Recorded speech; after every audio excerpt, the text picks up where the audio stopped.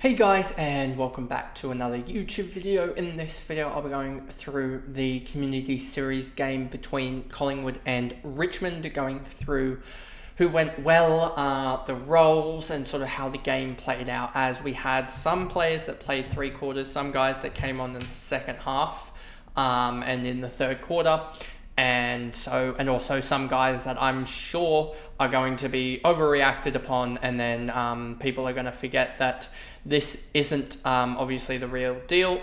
So people are going to definitely over-select these guys, as a lot of them are impact players that are going to have 1 or 2 games a year where they really pop off, and one of their games has been this trial game. And they get a pretty good output, and then you pick them up and then they don't perform to the exact level that you see in the trial games. So anyway, before we get into this video, remember to like and subscribe, turn the notification bell on so you know when I upload, and let's get into this video. So first off, you see Collingwood defeated Richmond pretty convincingly by 30 points, 76-46. Richmond were horrific in front of goal. If we actually go to the summary, I think it'll show here 2 goals 7, 2 goals 10 to 5 goals 6 at half time. And then in the second half, it was to 2 goals 10 to 5 goals 6. And it was 3 goals 6 to 5 goals 10 in the second half. So yeah, Richmond just in the end just getting absolutely smashed around the ground. And then we go to the stats, and first off you see Lipinski and Will Hoskin-Elliott top scored, which when you look at the Pies, usually that doesn't really line up to what we expect. If we go to the if we go here and we go to the Collingwood in general, I can actually do this and then go both teams. Collingwood we'll do Collingwood, and then we'll do Richmond here for the sake of it. And we go to break evens, you'll see, and we go to here. Maybe I should actually do it in the stats center. Positions, no, it doesn't matter. Clubs, Collingwood, make this a little bit bigger for you guys, and then go general. Let's just go break evens, and then the top break evens, you'll see that these guys that topped it were Lipinski and then also Will Hoskin-Elliott, I'm led to believe. Yes, Will Hoskin-Elliott. We go down here, and Will Hoskin-Elliott's down at 55, right? And so he's selected in 0.99% of teams. I actually want to see this, right? Let's just see. Let me actually go do this, and then I love using this this website here for just showing the players trackers, and we'll get to this especially when we get to the Melbourne one with Max Gawn, as by the time that video is done, we'll see a double jump in him. So he will be he will show that a lot of people are very, very reactive. But let's look at Will Hoskin-Elliott. Why are teams selecting him on the basis of one preseason game when they didn't have Howe or Pendlebury, and Dacos only played 2.5 quarters, and they're selecting him in their side? I just don't get it. I don't think it really showed anything for Hoskin-Elliott. Played 90% game time. Lipinski as well, we look here, 106. I don't think he's obviously going to average that, but I just want to show you how crazy his jump is. You can see he's gone from a 0.62 adjusted up to 1.93. It just shows how reactionary people are. He's gone basically had his biggest jump since the day the game opened, and he went from 0 to 0.95 or whatever. So yeah, it just shows that people are definitely very reactive, but I'm not looking at Will Hoskin-Elliott or Lipinski that much. Quaynor might be an interesting one just to see how other people looked at him, but I didn't see anything from Quaynor, and you'll see a little bit of ownership. If we look at his fantasy break even, you'll see he's breaking even at 68. He could do a little bit more, but I think Howe is going to have a direct impact on him. And then also you could see, is Dacos going to take full-time mid, or is he going to go back and take some cheap ball off of Quaynor, who did have, in the end, 7 marks. Maynard, 93. Again, let's just look at this because it's going to show, again, Maynard having a massive uptake, I guess. Not too much, only 0.07%, but still a little bit there, and I just don't get it for him as well. As he's just, there's going to be games where he has like 3 or 4 marks, and that pretty much takes away 30 odd points. De Goey, I want to see this as well, because De Goey having a 91 on limited game time he's going to pop up. I'm guessing, yep, you can see it again from 3.6 to 4.5. Again, just showing that a lot of people are very, very, very reactive. Degoe, don't think he's honestly an option, as he is, like I did this, I think it was one of my first videos, if we actually go back to the channel here and show you this sort of behind the scenes. If I go here and go back in my channel, when was this Degoe video last year? We had this exact same thought process. Tom Mitchell, mid prices, I think it was, it was in the next 30 videos, so it was in my first sort of 50. Going back and looking at all the bad thumbnails now, but where is he? Team revealed. Degoe, here we go. Published in March 17th. 1, 2, 3, 4, 5, 6, 7, 8. So it was my 52nd video that I did on the channel, was Jordan Degoe not being a good option, and I still stand by that. You can look at all the stats that you want with Degoe. He's an impact player. He had a good game, obviously, but when players come back, he's going to have that odd 60 game. He just has a really bad floor, which is pretty poor, as well as he doesn't actually have the big ceiling that you would expect. I mean, he played 69% game time for a 91. If you actually go to Degoe here and look at his last year's time on ground, if we go here, 2024 won't show. Oh, is it in 2023's numbers? 2023, 85% time on ground. So if you actually do the numbers here, if I quickly do it, 85 divided by 69 times by 91.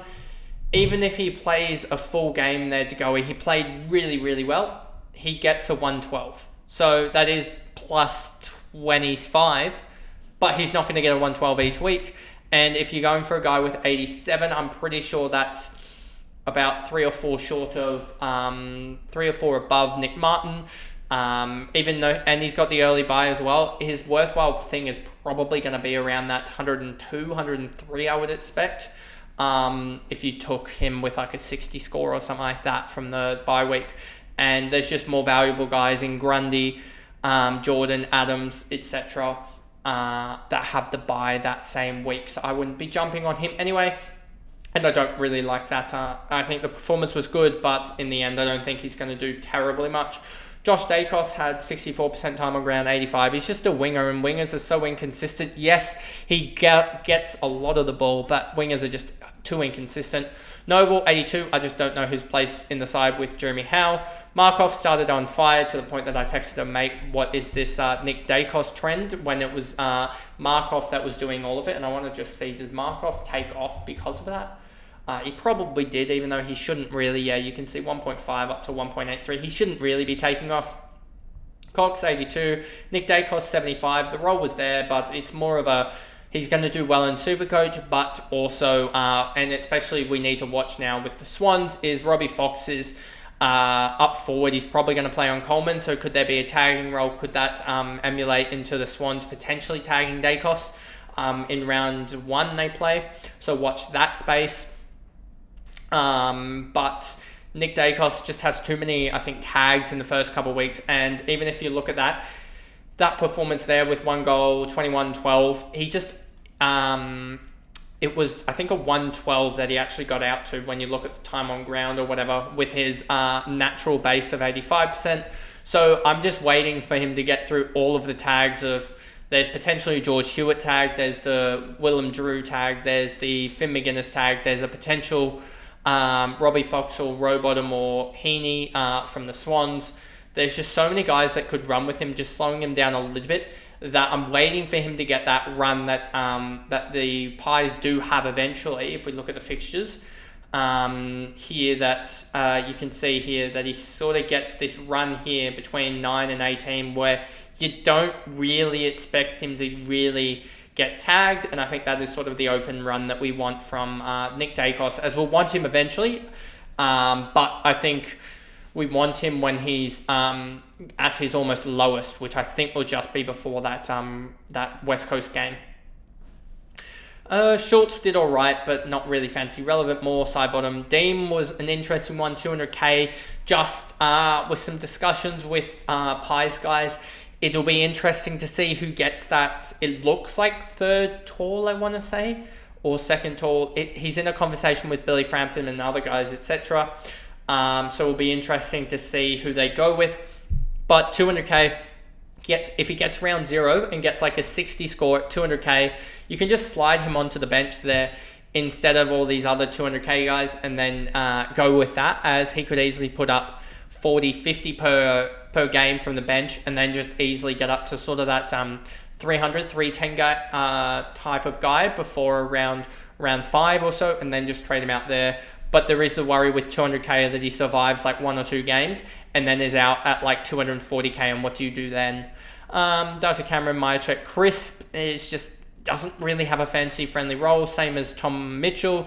McCreary is a forward at 57 though, playing high time on ground, didn't really like it. Frampton, no one else here down here really that I liked. And then Finn McRae came onto the ground. As you can see here, played 36% on ground, but that is a worrying thing.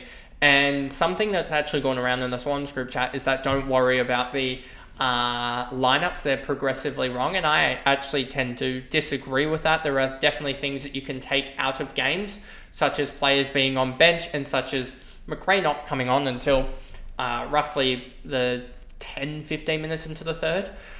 I think you can take that and you can realise that he's probably not going to be best 22. I thought he was sort of that 16th to 22 in that sort of bracket of best 22, but it seems like he's 23rd to 26th, as you see here with him coming on in that last 4 set. So I'm pivoting away from him and probably pivoting to a more mid-pricer heavy forward line to allow me to hit on the have less rookies in that line, as that rookie line and the forward line does not look good anymore. Now we move over to the Pies, and I actually just want to show you McRae's probably been heavily jumped off of now. If it will load, thank you. It just seems like it's not wanting to load. That's not a good sign. There you go. That's not what I wanted. I wanted McRae, as you would have seen just quickly. You can see him just go barreling down, and is now 27% ownership adjusted. That's probably because he's losing around 2% a day. I reckon he's going to cannon back down towards this sort of 8% by the time that they name round 1 sides, and he's not there after being a potential sub in round 0. So yes, all it comes down, we do get the free look at them, but it is not good looking at the moment for Finn McRae. Moving over to Jade Short, had a really good role, but the only problem with him is that he actually had increased time on ground and still went at his average. Going to have to look at his round 0 score, but I think he's going to be one that potentially we get in later on in the season, as he could show improvement with the role that he's got at the moment. But I don't think I've seen enough to start him, and would rather him do it and then show me that it's there, rather than starting with him at the moment, as I don't see there being much upside. It's like 8-7 points of upside, if anything. It goes like really well. I just don't see it at the moment, so I'd rather wait on him, let it go under, and then pick him up later in the year. But he is an interesting one for the Supercoach people, as I believe he had a really good Supercoach score. Timmy Taranto, 81, 78% time on ground. He's just not, without forward status, he's just not valuable, especially with the early bye. McIntosh Bolton, 72, 3 behinds. He just looked woeful out there with in front of goal. Baker, the talk this preseason was Baker full-time mid, Baker full-time mid, Baker full-time mid, and I believe he had no CBAs. So yeah, just showing that a lot of the stuff you hear out of preseason is a lot of bull dinky, to be honest with you, and Baker's role was just not there. Piggott, 65, Daniel Rioli, 62. Maybe Daniel Rioli, when he gets up to speed, hampers Jaden Short a little bit, but it just didn't like that. Nathan Broad, 61. Thomas Dow, 57. Didn't like the kick to handball split, 4 and 16, and then nothing non-disposal wise. I think I'd rather go for, if I had to go in that position, a Sheldrick or a Huswaite over a Thomas Dow, but obviously we get the early buy look at him, and he could easily pop an 80 or 90 in the round 0, and then you just sort of jump on him to get some really quick cash out of that, as 4 or 5 weeks of him going 80 could, especially with I think Graham going down with an injury, could help Thomas Dow, but he just needs the non-disposal points that he just wasn't getting. Bolter, 57. Naismith, 52. Just sucks that his fantasy price is 500 odd K. If he was basement rookie, that would be great because he's going to most likely play, I would expect, with the doubts over Naismith, over Nankervis himself. So, yeah, he looked really good, Naismith, and could have easily ended up with a 60, 65, 70. Especially given that he had some... he had 69% time on ground as well, and they did share around the ruck duties quite a lot. Dusty Martin, 51, no thank you. Hopper, 50, just no tackles for Hopper. That was really weird, and just, yeah, he just doesn't... His game doesn't translate to fantasy. It's very awfully similar to the likes of a James Rowbottom. They're severely underrated because they don't put up the big stats. I mean, Hopper's a decent player, but they just have no fantasy relevance, even though they have a really good role in the side as the permanent inside mid. Young, Grimes, Presti is probably going to pop a hammy anyway. Jack Graham did pop a quad or a groin or whatever. Tom Brown, Gibcus, 29, probably need to find someone else, but we got Howes and Dean, and there are going to be some 200k guys that pop up that it all comes down to if they get named. Kaczynski, didn't think he offered much, but he's a key forward, so yeah, there's that. Ross, Steely Green looked all right in this limited time, but does he get onto the park? I don't think so. Campbell, Miller, and Leofau. Leofau, I thought, actually provided a lot of physicality to the game when he did come on for his brief time out there, but he's just a VFL product at the moment. But anyway, that pretty much is the video there, summing up the Collingwood versus Richmond game. Tomorrow, going to smash out a couple recordings for the 3 games that by then will be played that I haven't actually recorded in the game last night between Melbourne and Carlton. Then you'll have the Sydney versus Brisbane and the GWS versus someone. Let me just see who it is.